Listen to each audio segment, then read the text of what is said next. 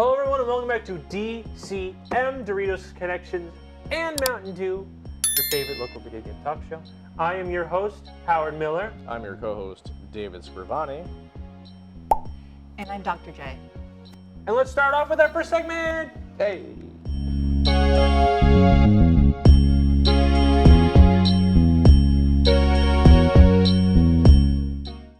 All right, so today, I mean, hey, we didn't bully anyone last episode. We bullied Ubisoft a little bit. Yeah, in far-right French politicians. Yeah, but again, it's the French. It's the French, doesn't count, not canon.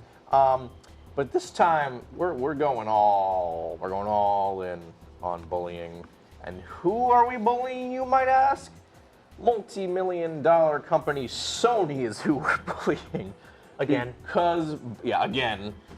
Well, what isn't the first time, probably won't be the last. So yeah, that new PlayStation Plus is a thing. It exists. Yeah, so Sony's answer to Xbox Game Pass.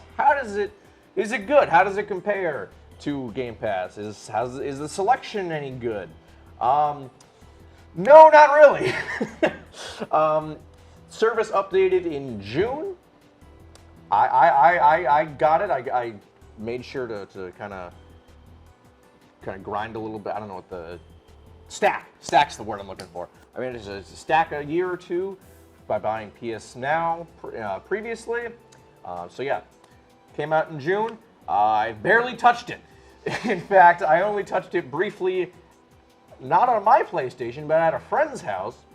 And only just again today, before we recorded, just to prove my point. It's like, oh, let me see what the selection is here. Let me confirm that it's actually pretty terrible. And let me tell you, yeah, it is pretty terrible. The selection of PlayStation, PlayStation 2, and PlayStation Portable especially is pretty god dang awful. Things like War of the Monsters, Worms Armageddon, the original Oddworld Abe's Odyssey, Ape Escape, and the director's cut of the original Resident Evil. That's kind of the highlights for Classic out of a whopping enormous library of 38 games.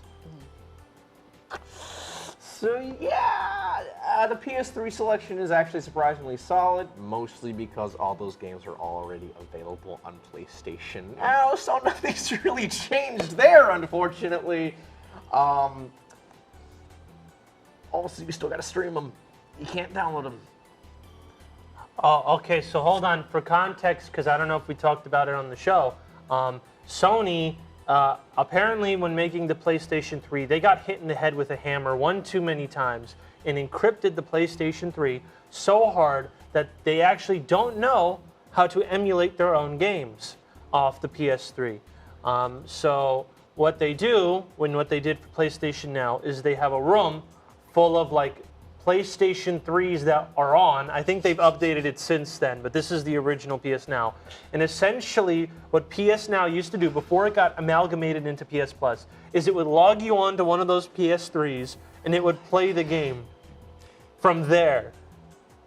Like, and they've kind of fixed it, but still, the only way to play the PS3 selections is to stream it via the cloud. Which, don't get me wrong, Game Pass has that too, but it is an option to stream it through the cloud, not a mandatory requirement. So you can, we have to, because I don't think we ever mentioned that on our show, so we're just reinstating that fact. I know we made a few online episodes, but this is for the TV viewers. All right, so you can continue. Yeah. So yeah, overall, I feel like the new PlayStation Plus has been a bit of a letdown. I don't think it's really worth your money.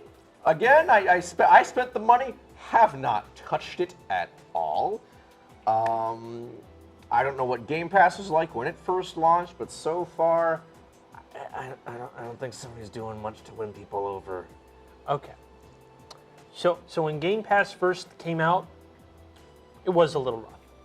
It had a pretty rough selection, right? They were obviously trying stuff. Mm-hmm. Had a lot of THQ Nordic titles and first-party games. However, they constantly updated. and now we have what we are right now. So it is going to be a little rough.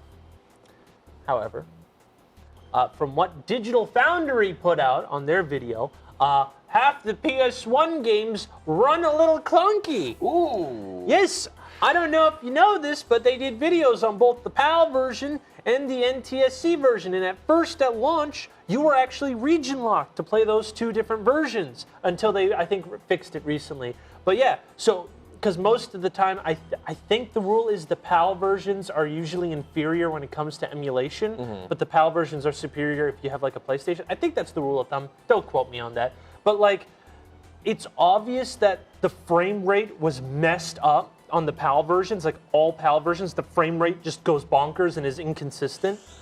And on the NTSC version I saw on Ape Escape, the textures are wonky and they'll just flash. Like the menu things will just be like randomly it'll pop as a square box instead of the button inputs on Ape Escape. And it's really not good emulation at all for the PlayStation 1 games. Yeah, that doesn't sound And considering that they were rebranding PlayStation Plus, and the only thing they really had to do was the PlayStation 1, 2, and PSP emulation, because they already had PS Now, PlayStation 3, and everything on 5's backwards compatible, you would think that the PlayStation 1 emulation would be a little consistent? A little better, A little functional? But not so much. And they have like literally no exclusives. There's like none of the Twisted Metals. There's none of the Sly Coopers. No. And they have Jak and Daxter. That's kind of it. Do they even have Ratchet and Clank? I don't. Not any of the older ones. No. I mean, I think they have the PS3 ones, but again, that's just because it was on PS Now. I don't think they have any of the PS2 ones. And they want $10 more a month for this? Yeah, how much are you paying for all this? So I only bought a year. I think it was 120. Because it which is basically just the combined cost of a year of PlayStation Plus and a year of PlayStation Now. Oh, we also forgot to mention there was also a story. I don't know if you saw this, so we can add to this.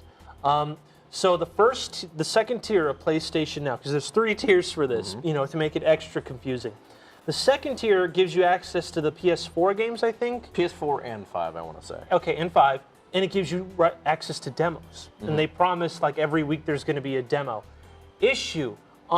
They basically sent like ransom letters to game developers saying you need to make a playable demo if you want this game to go on our store. Oh my god! And the demo is only available if you pay for the second tier onward. What the hell? Why? So what is the point of the demo then if you have to pay for the demo? I love paying for demos of the games that I could just play Yeah, ordinarily. but hold on. What is the point of the demo? If the game itself is already there. No, it's like if you're making a new game. Let's say I don't know, Apex Legends 2, okay? And you're gonna put it on the PlayStation Store, right? And that's like the only big game coming out that week. And Sony needs a demo. They will send EA a letter saying you need to make a 4-hour demo for this. And then they have to subside to stay on the store or something ridiculous like that, right? Demanding developers make demos of popular games, not indie games, right, mind you. And then you have to pay for the second tier to play this demo to see if you wish to purchase Apex Legends 2. Theoretical, Apex Legends 2 isn't a thing. But theoretically, that is how it would work. So this is for a game which you can't already get through the PS Now or whatever. Yes, it is literally like a new game that came out that's not going to be on the service. It's just demanding people to make demos, which is cool. Demanding people to make demos is good. However, not only forcing people to make demos for games that you push, this is a little iffy in my book. I would imagine like you need a more organic way to convince people to do it. I imagine what we're going to see is a lot of bad demos. Like, oh, I got turned off this game because it's so glitchy. No, that's just the demo. It was made in 3 hours with like a team of 1 crunching developer and a rabbit. Yeah, so I think they have now a demo team to help assist people make demos. But I'm like, why would you hide it behind a paywall? Yeah, what's the point then? It's like, okay, should I pay money? It ain't free. You would pay money for like 4 hours of a game, Literally. which you could just buy. You could just buy that game. I mean, for the price, I don't know what how much the second tier costs. I assume it's in the range of $60. We're doing some research here, ladies and gentlemen. Stand by. I have no idea. Okay. Hold on, I have it. Oh. Let's go to the PlayStation blog. What do you got to tell us? Okay. So the base price is $10 a month, $60 a year. Okay. The one with the demos, I'm pretty sure. Oh, I was wrong. I'm a liar. It's not the second tier, which is $15 a month, $100 a year. It's the third tier, that's $18 a month, $120 a year. That's what the demos are. Why? Why? That's what the demos are. For that money, just buy the dang game. Oh. Just buy the dang game. Oh my God, this is worse. We're finding it out. It's worse live, all right, babe? I'm baffled. I'm legitimately baffled. Does the extra tier, does it offer anything extra? It's just like It's the demo? Okay, it's a demo, and you can play the PS3, PlayStation, PSP, and PS2 games. But again, we already went over. There's nothing for the classic systems. So you are paying $60 extra to play old games. Oh, we also forgot to mention, some of these old games you cannot buy. They are only in this service. So when they get taken out of the service, there's a chance you might not be able to purchase them. So making PlayStation 1 games available doesn't seem to be a good point. As quoted in the infamous joke of how Tekken 2 was put on the store for $9,999. Part of a glitch. I don't know if it ever returned to normal, nor do I think is it even available to purchase. So if Tekken 2 gets taken down, you might not be able to play it. What we need to do, we need to pool our money and buy Tekken 2. Okay. See what happens. Okay, I want to know. I'm with you on this. All right. I want to know. I'm with you 110%. Okay. Because, let me just say right here, if there's any game that costs $9,999, It's Tekken 2, baby. it's Tekken 2. It's Tekken 2. So, I know last episode we had the GoFundMe for getting Dr. J out of prison. This time we'll have a GoFundMe to get us to buy Tekken 2. Let's get Tekken 2, baby. Yep. That'll just be that right there. Quote, word for word will be the title of the GoFundMe. Let's get Tekken 2, baby. Yeah. Spelt incorrectly, by the way. BAYBEE. Yeah. So yeah, donate now. Donate now. Don't buy the new PlayStation Plus. Wait for it to get better. Yeah. Because it sucks. Mm-hmm. And now it's time for some mini reviews.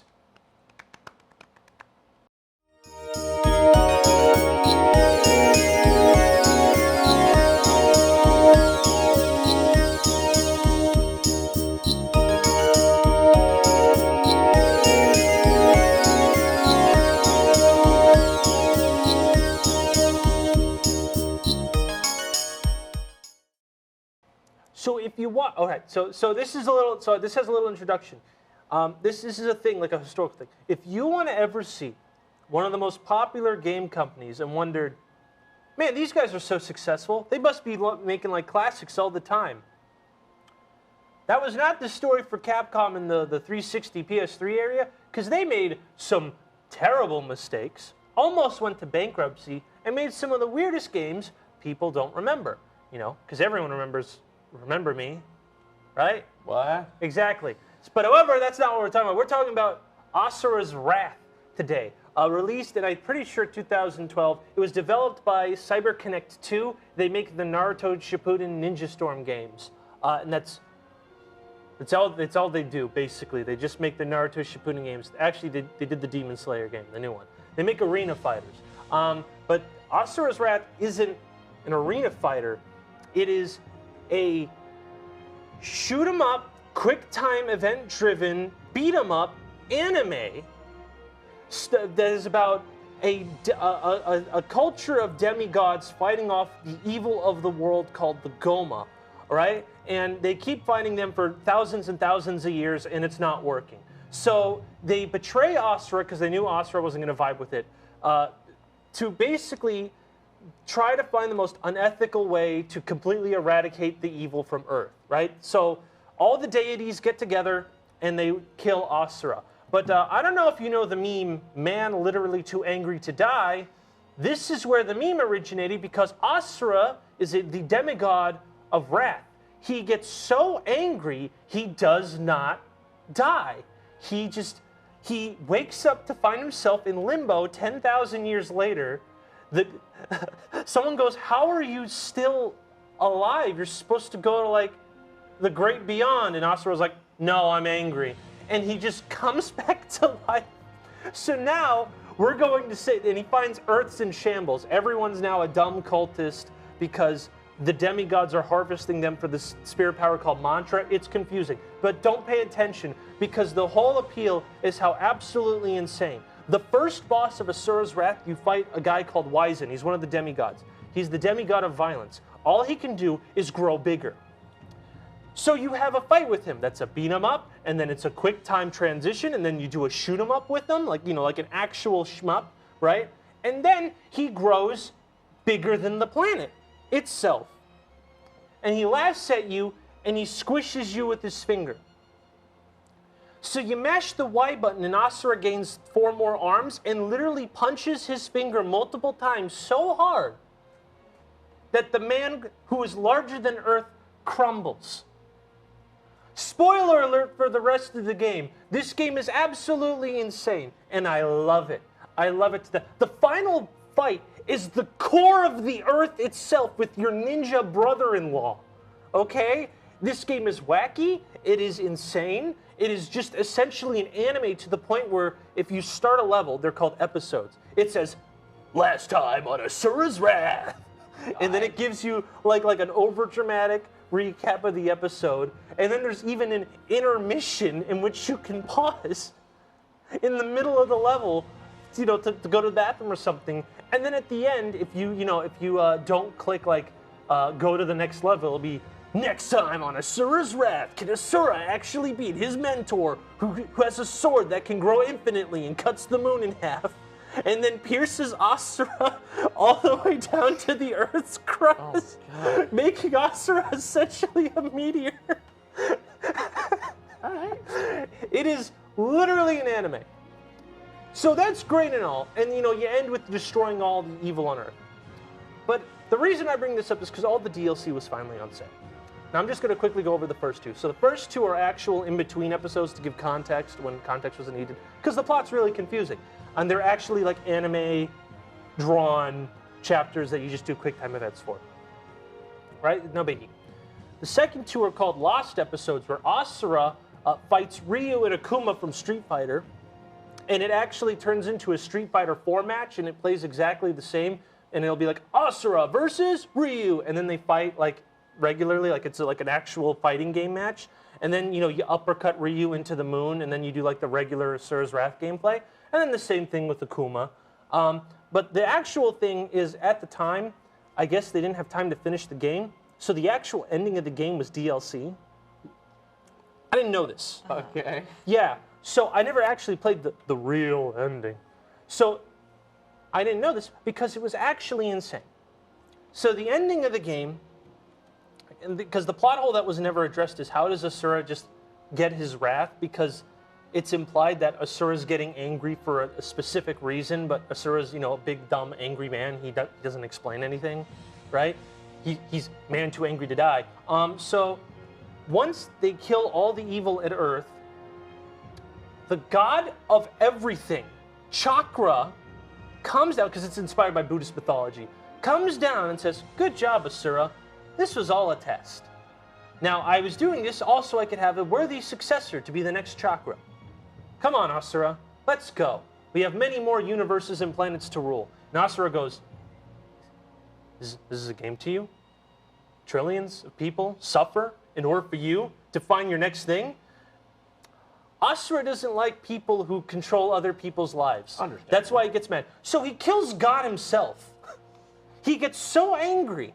He fights literal God to the point where he ends up dying because the God creates like, the mantra gimmick, and Asura runs on mantra and not, people don't.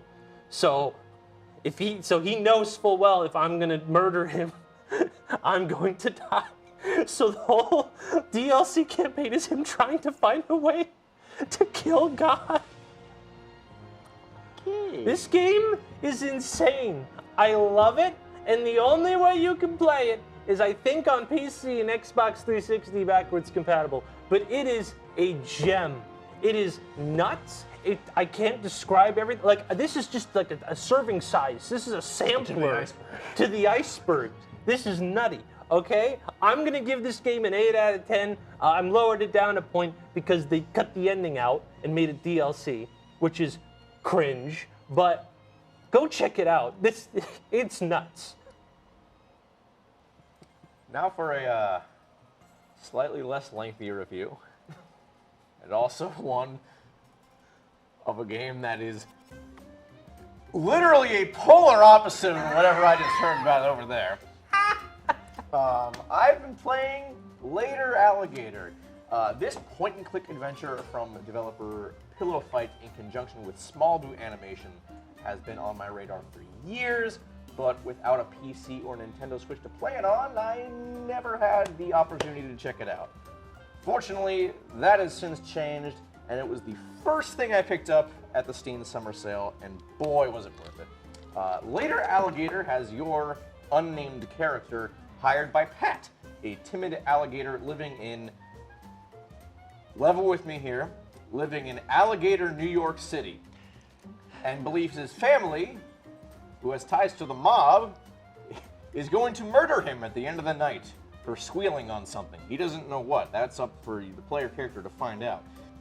You go around and talk to his family members and perform tasks for them in exchange for information, which can range from beating their high score in pinball, playing hide and seek and letting them win, keeping an overly complicated grill from breaking down, using a Ouija board to search for their husband that they definitely totally didn't murder, going on a practice state in which the game suddenly shifts from hand-drawn 2D animation to an anime-style visual novel.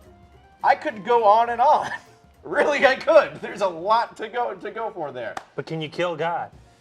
Cannot kill God, unfortunately. And that's the one detractor. That's why it's not a 10 out of 10. The 2D animation from Small Boo is ridiculously charming and adorable, and it's also honestly kind of like what drew me to the game in the first place, because it's 2D animation and alligators. Two things I love. It's adorable. There are tons of like little small running jokes. One particular favorite of mine is one involving all the NPCs commenting on the player character's very visible face. It's a first-person perspective. You can't see your own face, at least until the end of the game. Spoilers. And unraveling the mystery of what the event is surprisingly keeps the player guessing, especially after a second playthrough.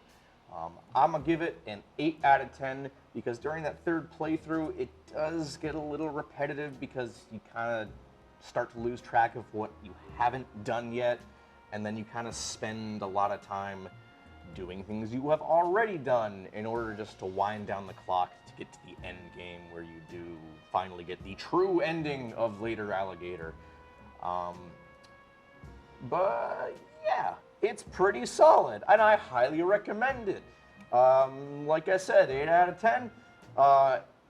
Later Alligator is now available on Nintendo Switch and PC. 10 out of 10. Review it again. 10 out of 10.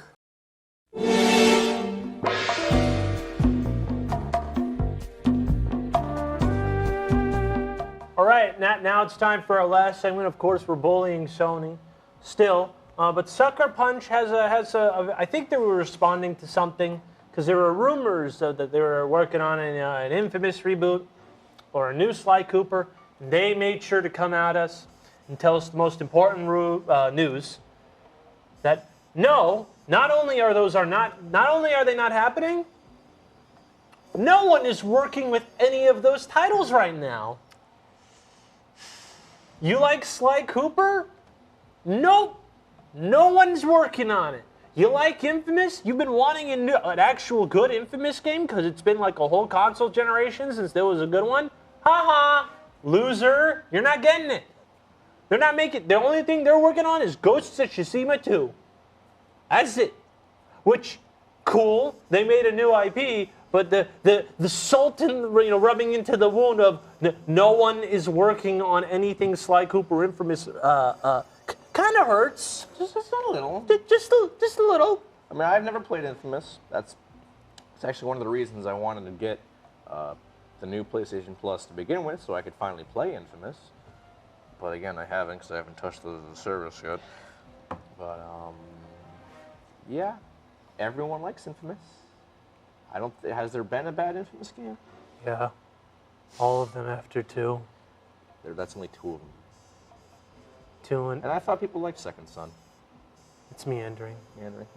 Well, it's kind of like how people like the launch title of Killzone, and then no one has talked about it since. Fair It's enough. kind of like hype and then not there. Fair enough. Still, make them. For God's sake. Like that, just you know what? Don't even make a new one. Listen. Just port them.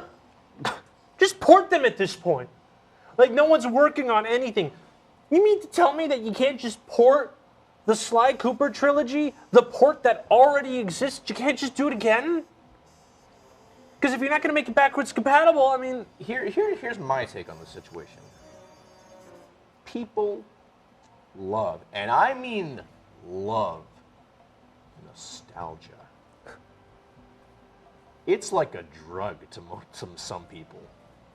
And you know what? We had a bunch of really good legacy reboots / sequels recently. Wolfenstein: The New Order, Doom 2016, Crash Bandicoot 4, God of War. God of War, kind of God of War. This is like it's free real estate. This is it's free money. It probably wouldn't even take that much money. I would imagine Ghost of Tsushima sold gangbusters. Yeah.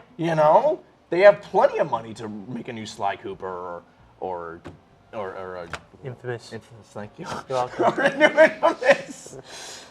So what's going on here? I don't get it. It's such an obvious move to make financially. We actually, in one of our first episodes, brought this up. Mm-hmm. Sony is quickly becoming like Xbox One era Microsoft. It's like, we only have 3 franchises, and we're staying in those 3 franchises. All the other ones that we had previously don't count. We only got Forza, Halo, and Gears of War. Nothing else matters. What's that? You want a new Banjo-Kazooie? Bye. Like, no one cares, right? That's their mentality. And Sony's quickly becoming I'm sorry, if it's not, God of War, Last of Us, and Gran Turismo, we really don't care. Don't right? forget Horizon. Can't forget Horizon. What about Persona? Persona's being ported. It was only on PlayStation because Sony doesn't have exclusives because they don't make new exclusives. So what they do is they pay other companies millions of dollars to keep their game on their console for about 1.5 years or 2 years, and then they port all those games to everything else. Wait, so that was never even an exclusive? No, Persona was never an exclusive, and in fact, now that you mention it, it is being ported. Persona 5 is being ported to everything in October, along with Persona 3 and 4 in the coming next year. Yep. I actually tell this story to Dave, or I bring it up to people. I was going to get a PS4, because I only bought an Xbox One because they had backwards compatibility, and I was like, you know what, that saves money. I don't got to buy games. I can play my old games, right? Financial decision. I was going to college, right? So then every time I went to go buy a PS4, it was for a game. I'm not a big exclusive guys on both ends of Xbox, and, well, originally Xbox, I like Halo now, and Sony, right? I was going to buy for Crash 4. That was not an exclusive. Came to Xbox in a year. All right. I was going to buy all the Kingdom Hearts games because that was only exclusive on PlayStation. They all got ported. I was going to buy Nier Automata because that was exclusive. It wasn't not exclusive. Every time I went to buy an exclusive, it was not an exclusive. It was a timed exclusive because PlayStation does not make enough varied titles. They only, again, Focus on the 3. Yep. Yep. Yeah. So sucks to be a fan of literally any other PlayStation I IP guess so. that came out before 2012. Sorry. Why are we even still doing this show? Gaming makes me sad. Yep. Yep. Yeah, gaming's sad. All right, I guess this is the series finale. Yeah, series finale. Only what, 5 episodes into season 2? Yeah. We're just gonna we're not even gonna wait for the ratings on this one. We're Yeah. just gonna self-cancel And you know ourselves. what? You know what? This is on you, gaming industry. This is your fault. And audience who keeps buying these crap. All that too. Mainly the game industry, but you guys aren't. We don't want to lose viewers, so We're canceled. Who cares? that's a good point. We're not canceled. That implies the studio is canceling us. Oh yeah, we're This ending. is this is just us ending the show. This is Yeah. on our terms. Yeah. So yeah, your fault. Hope you're happy. Yeah. That's the end of our show, guys. Bye. Good night. Bye.